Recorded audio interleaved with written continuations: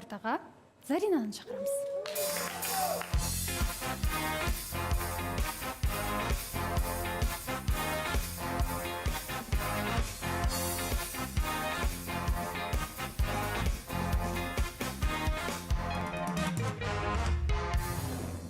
Қалыңыз қалай, Зарина, жақсысыз ба? Жақсы, көңіл күйім күшті, керемет. Көңіл күй де керемет. Иә. Үміткер қалай? Үміткер де Думан жақсы деп ойлаймын. Білмейсіз бе, сенімді емессіз бе? Енді Думанда байқағаным всегда жақсы болады екен ол кісіде. Шақырайық онда, иә, шақырып алайық. Қалай? Думан, келіңіз.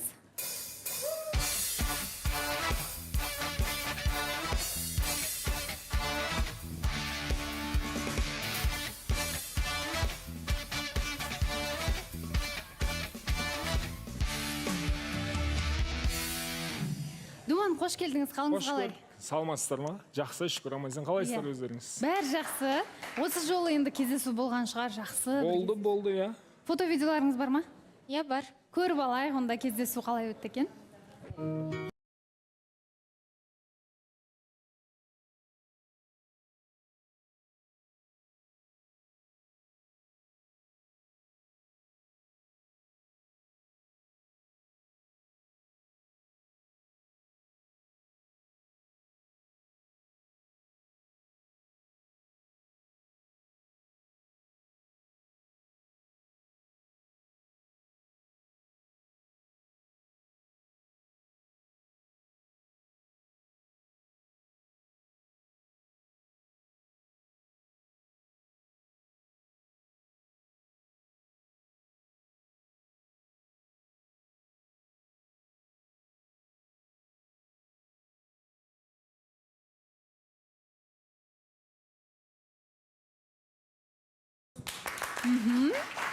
Алғашқы кездесу болды ғой, иә, сонда бұл? Иә, біздің алғашқы кездесуімізде күшті әңгіме болды, туысқан болып кеттік қой. Ол қалай? Туысқан болып шыққан жоқсыздар ма? Негізі екеуміз руласпыз ғой. Бірақ мен өзімнің енді былай шежірені қатты білмейді екенше. Енді мен папам 9 жасымда қайтыс болғаннан кейін андай қатты білмеймін да, бізде ондай нәрсе бола ма, болмай ма деген сияқты. Бірақ екеумізде жақсы әңгіме болды. Бірінші осы тамақтанып бастаған кезде жақсы сөйлесіп, қызығушылықтар бізде махаббат тақырыбы емес, көбінесе андай жеке өзіміз туралы, өткен өміріміз туралы, қызығушылықтарымыз туралы болды да. Сол жағынан бір әңгімеміз негізі түйісті. Бұрыннан бір-біріміз танитын адамдар сияқты, бір бағытта оқығанбыз, бір ұстаздарды тыңдайды екенбіз, мынандай подкасттарымыз ұқсайды, кітаптар оқығанбыз деген сияқты. Сондай жағынан ойымыз бір жерден шығып жатты. Сонымен екеуміз туысқан болып шықтық қой соңында. Жоқ, туысқан дегенде енді рулас болуда тұрған ештеңе жоқ. Жеті атадан ары қарай болса, қыз алыса береді дегендей. Иә, сол негізі именно осы Думанда сондай бар екен, отбасыларында, жақын туысқандарында қаңлы мен қаңлы алысқан екен да, алыс той, жеті атадан асқан екен деп, сонымен оларда сондай бір проблема болып қалған екен, балалар жағынан деген сияқты ше. Сондай бір опыт болғандықтан маған да соны айтты, сосын мен тіпті білмейді екенмін ол жағынан деген сияқты ше. Бірақ енді білем, руласты алуға болмайды деп, сол енді Думанда солай жағдайлар болған екен. Думан, сіз тыңдайықшы. Сондай, қайырлы күн барлықтарыңызға, қош көрдік, рахмет, күтіп алып жатырсыздар. Кездестік, барлығы күшті болды, барлығын жақсы дұрыс жағынан ұйымдастырылды, әңгімелестік, ойымыз барлық жерден бір шықты. Единственный сол жаңа бірінші кездесуде, бірінші эфирде руымыз бір болып шықты ғой, сосын былай зерттей келе сол үйдегі туыстар да шықты, үйдегі болғанда өзіміздің жақта сол опыт болғандықтан сол руға байланысты болғандықтан сондай жағдай болды ғой. Сол танысты. Жоқ, мен әлі де түсіне алмай отырмын. Әрине, мен еш нәрсеге көндіріп жатқан жоқпын. Ситуация әртүрлі болуы мүмкін. Бірақ сіздер нақты, мысалы, аталарыңызды санап білдіңіздер ма? Иә, мен жақсы санап, уже бәрін тексеріп түгелдеп қойған. Эфирден көріп жатқан ғой енді. Сол болмайды деп айтты. Сіздің туысқандарыңыз үйдегі үлкендер айтты сізге болмайды деп, иә? Енді түсінікті болған сияқты. Ондай болды. сол жағынан енді думанда уайымдап қапты, сен көңіліңе тиіп кеткен жоқ па деген сияқты. Мен айтам, жоқ, менде әлі бір ондай сезім ашылмайды ғой. Адам деген жай қызығушылықпен келеді, одан да ештеңе күтпеймін. Мен де өзім тарапынан ондай бір қатты не болған жоқ, тек алдында түсінбей қалдық қой, жаңа ұпамен қол алысып жатқан кезде. Мен тіпті ойлап отқан жоқсыз да ғой деген сияқты ренжіп отырмын ғой. Сонымен жоқ, керісінше кездесуде көбірек таныдым, жақсы жігіт екен. Адамгершілігі бар деп айтады ғой. Түсініп, жағдайға кіріп, бұлай болу керек еді ғой деген сияқты. Соны мен айтып жатырмын. Мен сізді мүлде басқа қырынан таныдым, жақсы екен деген сияқты. Негізі шынымен де бір қызға кәдімгідей жақсы жар бола алатындай, жауапкершілік ала алатындай, отбасына әке бола алатындай мықты ер азамат екен. Соны байқадым әңгіме арасында. Иә, Айдана. Енді мен ойлап отырмын да, Заринаға рулас болып шыққаны бір жақсы болған сияқты да, бір жақсы сылтау сияқты естіліп тұр да, қуанып айтып отқанына қарап күлкім келіп отыр да. Сұрап жатырмын ғой жаңада, думамен қалай болып жатыр десем, ой, біз рулас болып шығыппыз деп айтып жатыр да. Мен айтып жатырмын, жалпы Қаңлы деген өте үлкен ру ғой, оның ішінде көп елге бөлініп кетеді да. Менің де әке-шешем мысалы Албандарда, білмеймін, онда тұрған негізі ештеңе жоқ, бірақ Зарина соны бір жақсы бір сылтау қылып өзіне алып алған да. Және де ойлаймын, жалпы бір Заринаның көңілі бір үміткерлерінде емес па деген сияқты ой келеді да.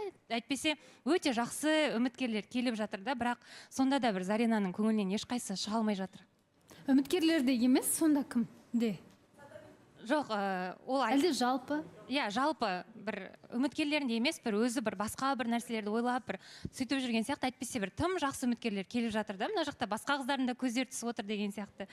И соның басқа қыздардың жалпы айтып жатқаным ғой. Негізі көзі түссе, танысса, мен ешқандай қарсылығым жоқ, шынымен. Жоқ, сізде бірден беріліп, негізі жоқ, бір нәрсе айтсам бола ма? Кеше бірінші эфирден бастап көріп жатырмын ғой, Заринаның тарапына көп андай наразылық дей ма, дайын емессің, тойың қандақ деген секілді көп әңгімелер жүріп жатыр да. Сосын екінші эфирде де мына жерде Нұрай ғой, Нұрай деген кісімен жылатып қойды да, екеуінің арасында араздық туындап, соны сұрадым да, неге ондай болып жатыр деп. Кездесу барысында мен саған үміткер болып келген соң менің көзіме сені жаман қылып көрсету олардың мақсаты ма, әйтпесе бір кемеде жүрген адамсыңдар ғой деп сұрап жатырмын да. Жоқ, ондай емес мүлде, ол екеуміз өмірде де былай да жақсы араласамыз, просто ол сені тексергісі келді деп айтты да. Шыққан соң маған түсіндірді. Мен сені жамандаған кезде оның ойы саған жаман болып қала ма, жақсы болып қала ма, соны білгісі келді. Нұрай әдейі сөйтіп айтты деді да. Сол кезде мен білдім да, көркем мінезділігі бар екен деп Заринаны.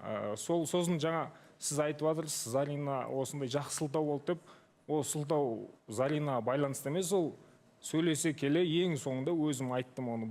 Кездесуге шықтық, басында тұрып, мен руым Қаңлы, осындай жағдай болып жатыр, екеуміздің таныстығымыз тоқтайды деген әңгіме жоқ.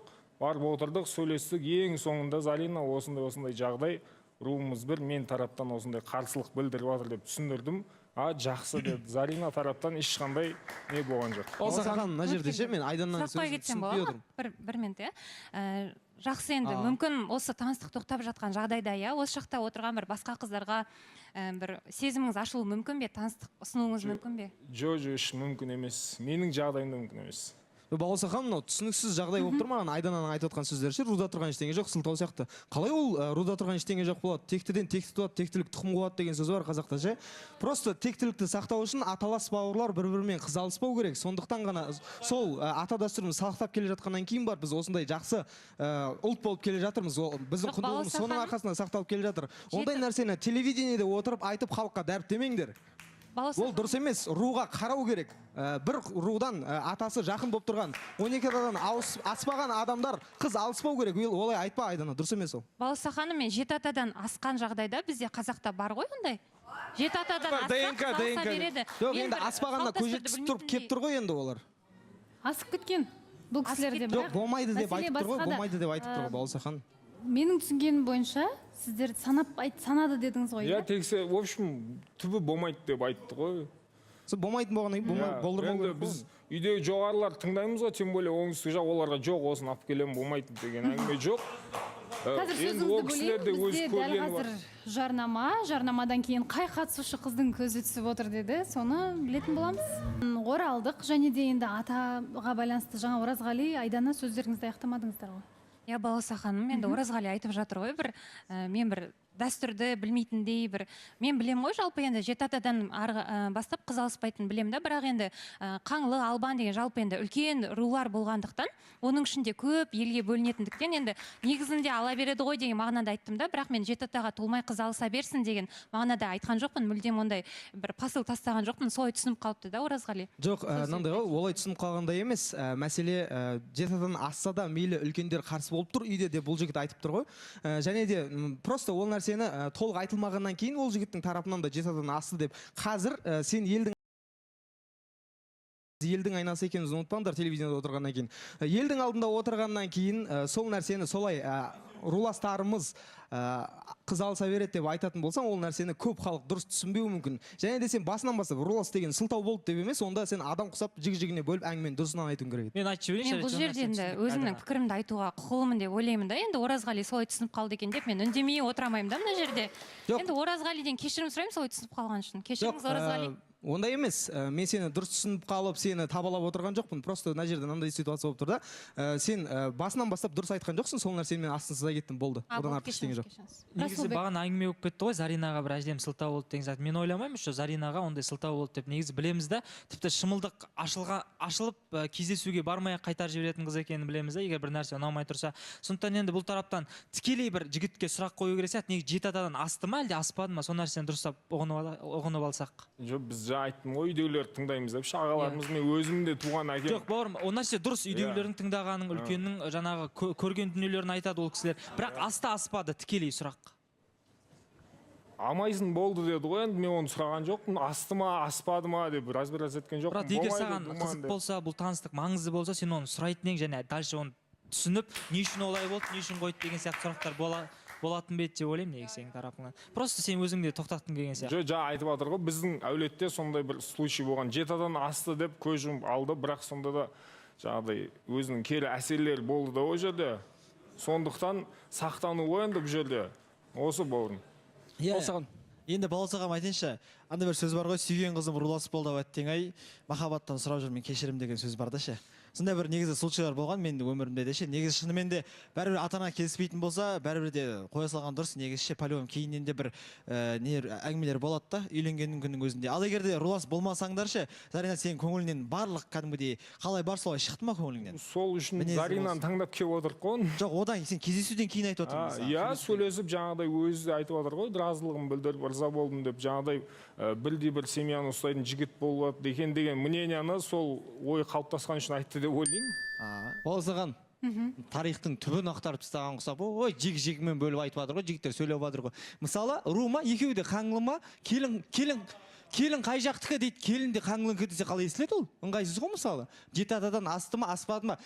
Отбасында сондай жағдай болған ба? Значит, ол қателікті екінші жасағысы келіп отқан жоқ. Семьясы. Сол үшін нақты тоқтатсын деп айтып отыр. Болды. Ары қарай сенің де ойың болмаған, сенің де негізі былай желаның болмаған ғой деген әңгімен керек емес деп ойлаймын. Баласы ханым, мен бұл жерде ойлаймын да, негізі жалпы Заринаның руының Қаңлы екендігін осыдан мен шатаспасам бірнеше апталар бұрын білдіңіз да сіз. Себебі келген кезіңізде шымылдық ашылғаннан кейін сразу айтты. Зарина айтқан болатын. Я негізі екеуміздің руымыз бір ғой деген сияқты. Бірақ егер де сіз үшін қатты бір болады ғой, бір табу тема, который мен осы нәрсені никогда істей алмаймын дейтін бір принциптің шаруасы болса, сіз бұл қызбен танысып, бірнеше кездесуге барып, ол дүниелердің бәрін істемеуіңіз керек еді. Значит, сенің руың мен білмей қаппын, сен Қаңлы келсің, онда мен кеттім деген сияқты әрекетте болған жоқ та сіздің тарапыңыздан. Қазір шынымен кім айтты жаңа кішкене сылтау іздеп отыр ма деп, мен ойлаймын, Заринаның реально Заринадан бір болады ғой, бір жақсы көру сезімін, немесе ұнату ұшқынын ештеңені ала алмағаннан кейін, сізде просто осылай жылы жауып, екеуміздің руымыз бір, мен кете салайын деген сияқты қылып, бұл нәрсені сылтау көріп тұрсыз ба деп ойлап тұрмын. Себебі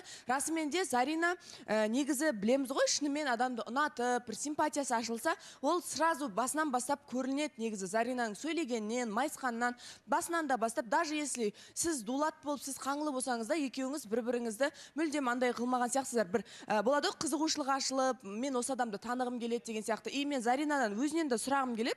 Негізі алдыңғы жолдарда болып жүрді осындай бір Заринаның көңіл күйін байқап жүрдік та. Жалпы Зарина, сен осы жерде отырғаннан кейін біз енді байқаймыз ғой бір жерде. Сенде андай емес та бір уже бір махаббаттан бір көңілің қалып кеткен ба? Дүниеде ештеңеге құлшынысы жоқ Заринаны ғана көріп жүрік біраз уақыт болды. Енді үміткерің келгенде кішкене қуанып қалдың, бірақ сонда да бәрібір бұл жолы да бұл адам емес деген сияқты бір нәрсе емес, сен қолың жіберіп жүрген сияқтысың именно махаббатқа. Солай ма? Зарина? Білмеймін енді. Мүмкін жас келе сондай болатын шығар. Жас келе деп сіз қатты айттыңыз ғой. Енді уақыт өте келе кейбір нәрселер тым қуантпайды, кейбір нәрселер тіпті қорқытпайды ше. Кейде мені кім?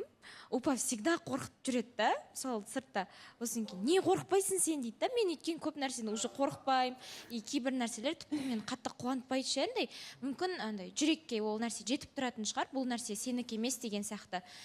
Сол себепті атак бір сондай период болып жатыр деп ойлаймын. Осы бір қалай айтсам болады, бір 2-3 айдың көлемінде сондай бір бірде көл көңілім, бірде шөл болып қалады. Түсінбеймін өзімде. Бірақ негізі табиғатым андай қызбын ғой енді. Күліп қалған, ойнап қалған, әзілдеп қалған. Сондайымды көрмей қалсам, мүмкін сөйтіп ойлайтын шығар. Настроениесі жоқ. Ал 2 ай бұрын эмоцияларыңыз көбіне тұрақты болды ма? Мүмкін, иә, мен білесіздер ғой, шетелге шығып Меккеге барып келгеннен кейін мен басқаша адам болып кеткен сияқтымын, жаңадан туылған сияқты болып қалдым да. Бұрынғы қалауларым, бұрынғы армандарым бәрі өзгеріп кетті менің. Мүлде басқа Зарина болып қалдым да.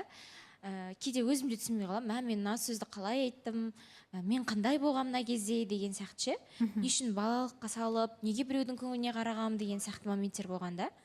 Енді соны осознание келіп жатыр маған. Баласы ханым? Мүмкін сол терең тұңғиыққа батып кететін шығарым, сондай ойлармен.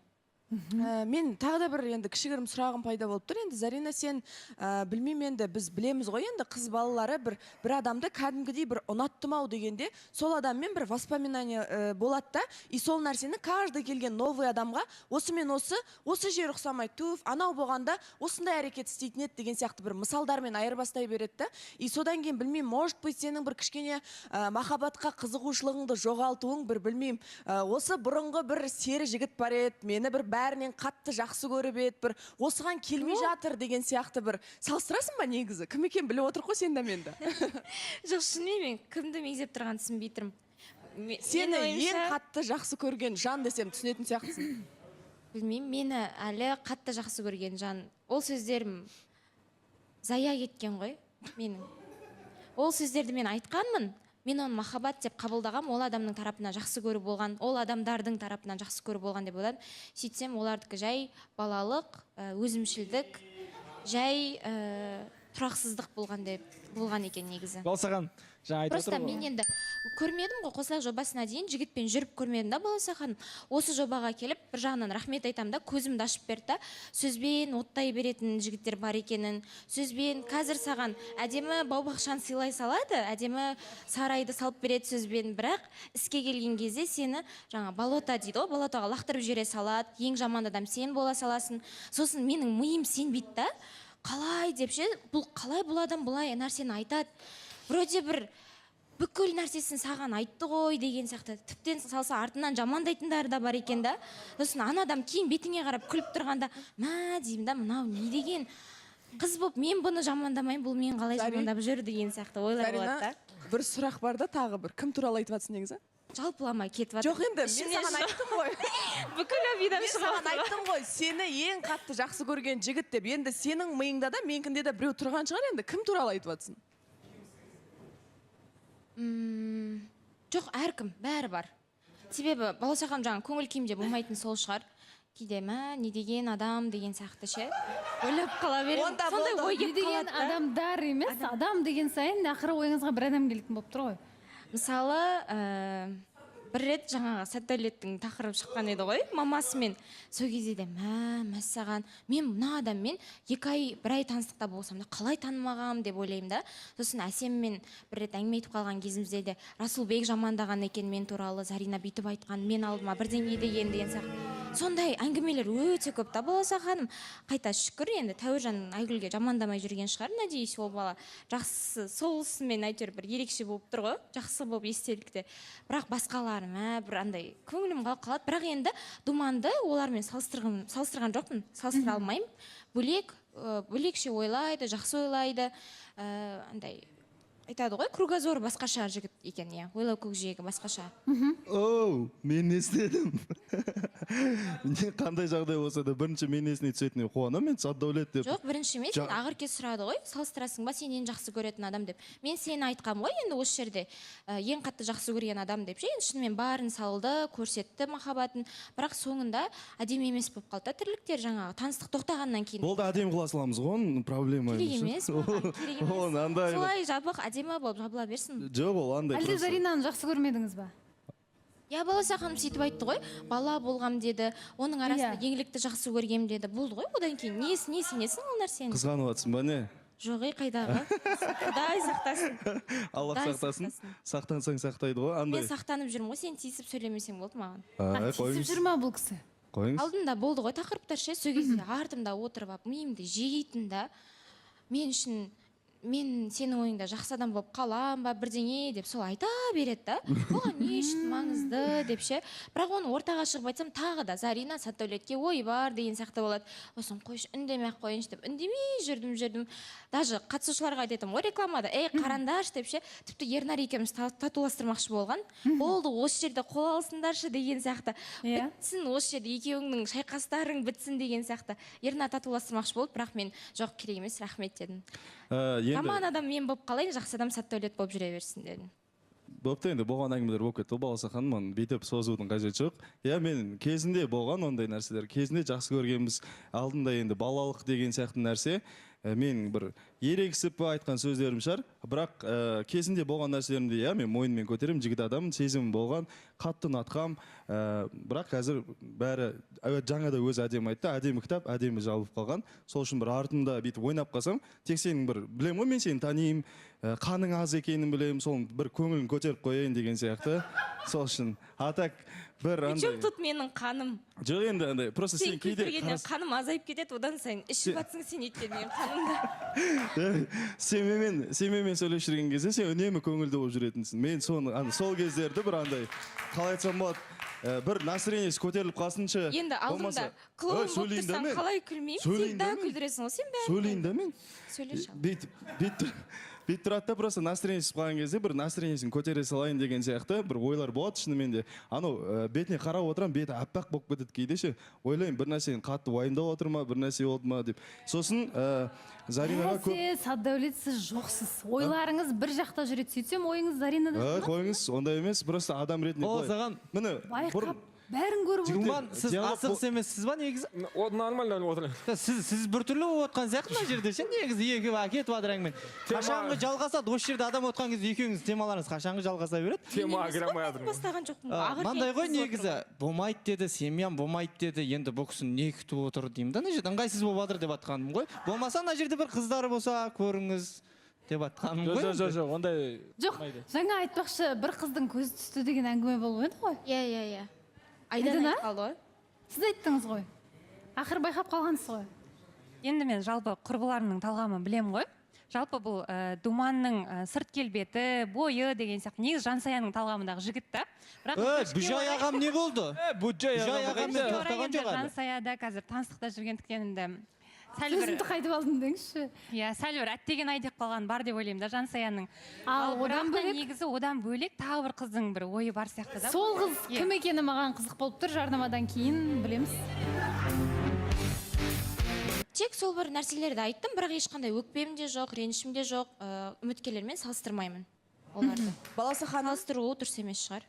Жоқ, енді әңгімені ашқан мен ғой, бірақ сонда да енді Зарина, мен сені уже бір жылдан өте танимын да жалпы. Не нәрсеге ашуланып отырасың, барлығын мен қатты кәдімгідей сезіп біліп отырам. Бірақ енді Зарина саған жалпы мен ойлаймын да кішкене, жарайды сен жек көретін шығарсың, бұл адам бір адам ретінде ұнамайтын шығар, ең дұрыс емес адам шығар бұл саған. Бірақ сонда да сенің көңіл күйіңе бір өзгеріс енгізе алатын адам екендігі рас қой Саддаулеттің негізі. Енді қанымды ішіп атса қалай өзгереді? Қаныңды ішкен кезде қара Зарина, жаңағы сөздер мені ашуландырады, мен сені уайымдадым деген Қойшы. сияқты. Маған не қатысы бар ол адамның? солай Не үшін айтылмас мен пе? бетім ағарып кете ма, қарайып кете ма, не жұмысы бар менде? Иә. Мен соған жыным келеді да, менен аулақ жүрсінші, менімен вообще сөйлемесін. Қатысы болмаса екен деп, мен уайымдайтын адамдар бар негізі. Мен үшін жауап беретін адамдар да бар денсаулығыма. Садәулет. Бірақ андай ойламақ қойсыншы, сондайға мен ашуланып кетемін да, күліп барынша андай жауап тастауға тырысамын. Уайымдама деп жатыр сізге. Уайымдаймын. Не уайымдамаймын. Жоқ, менде не шаруаң бар? Шаруам жоқ.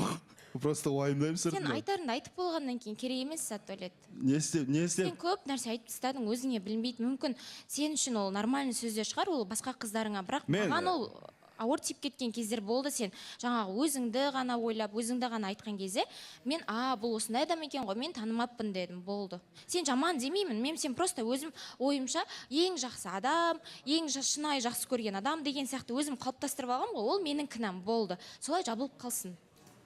Негізі былай ғой, негізі уақытты артқа қайтаратын болсақ, егер уақыт артқа қайтатын болса, онда сен де маған көп нәрсе айттың да, Зарина. Ол просто қалай айтсақ болады, бүйтіп өткен өкпені бүйтіп алдыға қарай жетелей беру біздің болашаққа әсер етеді да. Сол үшін сен айттың эмоциямен, мен айттым, мен бірақ ешқандай бір сен кімнен естігеніңді білмеймін, мен Зарина жамандайды анау, бірақ конкретно мен сені жамандамаған, мен жамандамаймын да. Сен айтып жатсың ғой, мен уайымдамай-ақ қой деп ше.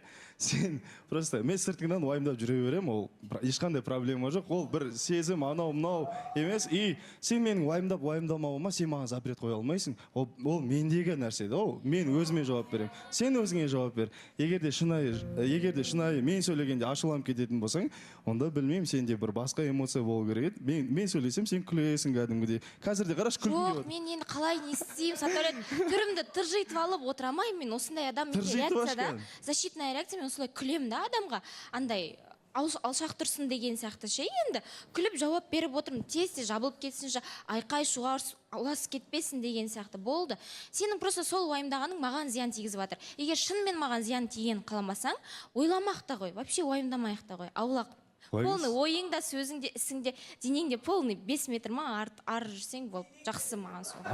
Денем мен басым екі жақта жүре ма, мен қалай өз? Не ғой? Морально, материально деген сияқты нәрселер ғой, Не ғой? Баласақан, қалай айтсам болады екен? Бір өкпе ренішті ұмытып, кәдімгідей бір баяғыша бір бәрін басынан бастап сөйлессек негізінде. Бастайық.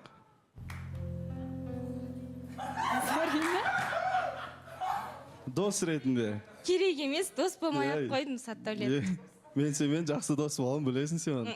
Андай да. Сен доспын деп алдайсың, сосын эфирге келесің, сен маған үміт бердің деп тағы да шығасың. Керек емес, сезімің ашылып кетеді сенің. Ал керек. Баласақан, былай ғой, сен досым деп алдайсың, сосын мен сен қызың болып қаламын дегісі келген ғой негіз. Сәтөлет, мен сені давно сындырып қойғам, қоя берші. Сені сындыру жағынан мен 3 дүркін чемпионмын да. 4-шісі болмай-ақ қойдым, рахмет. Зато сондай өміріңде сондай естелік қалдырған адаммын ғой мен. Разы шығарсың маған жалпы. Мен саған разы емеспін, қоя салшы. Разы болмай-ақ та қойдым, сен де разы болмай-ақ қой. Қоя салайықшы, вообще байланыс керек емес маған. Керек емес. Пожалуйста, араласайықшы. Зарина. Ондай. Бір қалай айтсам болады, енді арамызда қанша ашу, реніш не болып жатыр ғой, енді мен білмеймін. Конкретно мен қазір басқа да жұмыстарымыз көп. Бірақ мен именно Заринаның, шынымды айта салайын, мен Заринаның бүйтіп ортаға шығып жылағандарын бүйтіп көре алмаймын. И бір андай басқа еркектер отырады ғой қасында, оны елестете алмаймын мен андай. Просто Еркеғалиді елестетіп көрдім. Думан не болды? Думан мына жақта. Думаннан ялып отырмын балаусаған. Болмаса шығарып салып бастайық әңгімен.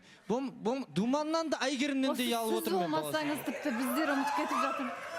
Думан, мына Дәулет деген объемщик жігіт бар еді бізде, іште объект тұрып жүреді. Сол объектісін Айгерімге тастап кетіпті қазір. Айгерім деген қыз Думанмен бір танысып көрсем деген сияқты қылып жатыр қазір мына жерде. Не дейді? Айгерім, жаңа айтқан әңгімелерді ана кісіге қарай айта береді. Баласа ханым, Енді мына Нұржан, ойбай. тура бір осының жеңгетайы ұқсап отырып қалдым ғой мен. Нұржан, иә, мен де айтайын деп тұр едім. Нұржан деген менің личный жеңгетайым құсап, прям мені уайымдап, қобалып жүріп, аға ретінде шығар енді. Бірақ енді кім Думанға келетін болсақ, Думан енді бой ұзын, негізі жақсы жігіт қой. Просто айтқан болатын, қап Заринамен болмай қалған дедім. Так типажыма я келетін жігіттің қатарында, бірақ Енді былай жасайық, енді әңгімесімен арада айтылып жатыр, енді әзіл деп айтылып жатыр. Думан, мен енді түсіне алмадым, бұл енді бір ұсыныс деуге келмейтін сияқты, бірақ айтып жатыр, жаңағы типажыма келеді деген сияқты айтып жатыр. Отыра берейін ба? Сіздер де таныстық тоқтай ма? Иә, таныстық ортақ шешіммен екеуміз де разы болып тоқтаймыз. Жақсы, сіз жайғасыңыз, отыра беріңіз. Енді айтайыншы Баласахан. Енді бұл Думан енді бұл сөздерді айту кішкене Әйгерімге де оңай емес ше. Шынымен де қиын болады қыз баласы болғаннан кейін. Бірақ шынымен де бұл сені көндіру мақсатында емес, бірақ та бәрібір де андай қазақтың бір қара қызының бір таңдауы болу сен үшін де бір маңызды деп ойлаймын енді үлкен қадам қыздың тарапынан. Сондықтан, саған сөз салып тұрған жоқ бұл қыз ше? Жоқ. Бір жағынан просто типажына келеді екенсің. Ары қарай өзің темаң ғой енді. Думан, руласын да емес, енді ойлансаң, руласын да емес, көресің ғой енді. Енді Думан, бұл жерде ойлап қалмаңыз, бір күштеу болып жатыр басқа деген сияқты. Жалпы өзіңізден сұрайық енді. Заринамен таныстық тоқтады, отбасыңызға байланысты, тату тәтті екі жаққа кетіп бара жатсыздар, рулас болып шықтыңыздар дегендей барлығын түсінеміз. Және де енді өзіңізден жаңағы қыздан қызға секірді дегенде әңгіме болмайды, себебі өзіңіз айтқан ештеңеңіз жоқ. Мен жай ғана сізден сұрап отырғаным, енді бір сүйіп қалып, күйіп қалған ештеңеңіз жоқ. Жай ғана сізге деген енді бір сұрағымыз. Дұрыс айтып жатқан ұсыныстарыңыз дұрыс түсініп бармын. Қымызды кім ішпейді, қызды кім айттырмайды деген әңгіме болып отыр. Мына жерде бірақ өкінішке орай дейін ба, қуанышқа орай дейін ба, жоқ, келісе алмаймын, өйткені басқа мақсаттар бар, басқа өзім жаңа айтып жатыр. Енді типажым келіп тұр дейді, мен типажыма келмейді ше. Бұл енді емес, қайта қуаныңыздар, шабалып алыңыздар, ол мен типажыма келмейді деген әңгіме маған ұнамайды, бұл әдемі емес, басқа емес деген нәрсе емес. Өзінің жолғатын, осы жерде отырған әрбір қыз жігітке бақыттарын табуды тілеймін.